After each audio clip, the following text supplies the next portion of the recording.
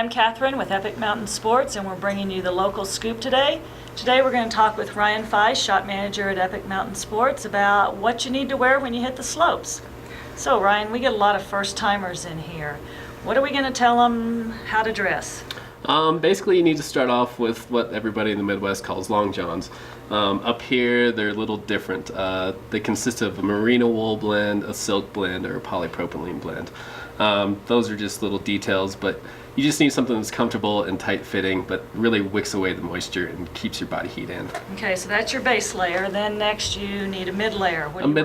Mid-layer, typically you just want a lightweight fleece, just on your tops. Generally for your pants, just your snow pants usually create enough insulation so it'll keep you warm. No jeans. Please don't.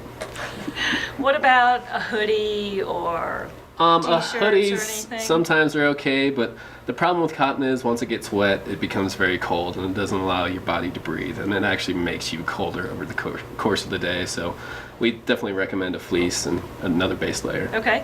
Then you need a coat. You need a coat. And with a coat, generally you just want something, you want to look for a good waterproof rating and also a breathability rating, and something that's big enough that allows you to move freely and comes down and covers your butt. Okay. And you touched on pants, so Pants just being the something same way. insulated, same thing. Yep. All right, we need gloves now. Gloves, that's all personal preference. Some prefer ones that come farther up over your cuff. Some people like ones that are just, right at your wrist.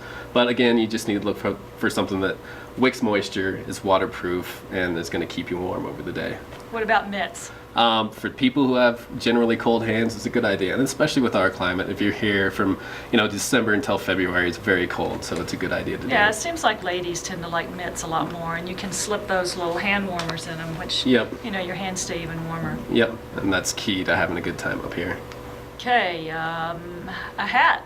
You got to have a hat. Yeah, it's whatever your style is. Just make sure that it fits properly and covers your head and it shows your flair.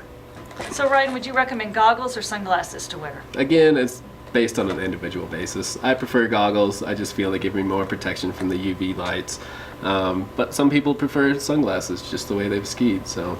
It seems like sunglasses, your eyes tear up a little more. It's colder, but And when it's snowing, the snowflakes will get behind your glasses. really hard to see. Yeah, it's really what hard about to see. goggles fogging up?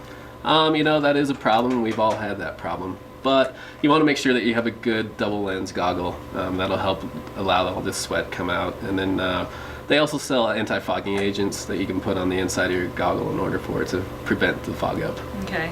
So along with fogging up, there's all these different color lenses too. How do you know what to pick?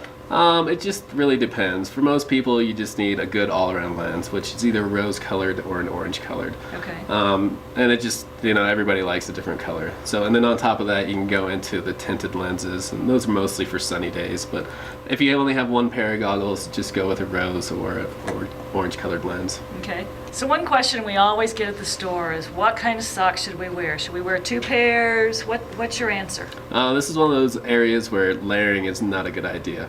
One sock is the best way to go, and you want to get a ski or snowboard specific sock. And these socks are moisture wicking again, and they have specific padded zones just to help you throughout the day. And there's 3 different weights, but I tell most people that they want a medium weight sock. Okay. Yeah. So as long as you get something designed for the sport and not cotton, that should work. Yes, most definitely. Okay. So I think the last thing we need to talk about is sun protection. Yeah, we live at 9,000 feet here. The top of the mountain is at 12,000. The sun is just very, very intense up here, and even though it doesn't feel hot, the UV is really bad, so it's a good idea to really lather on the sunscreen. Great. Well, it sounds like we've given people a lot of information on how to get set to go to the mountains, and hopefully they will heed our advice and have a good time. So this is Catherine with Epic Mountain Sports, bringing you the local scoop of the day.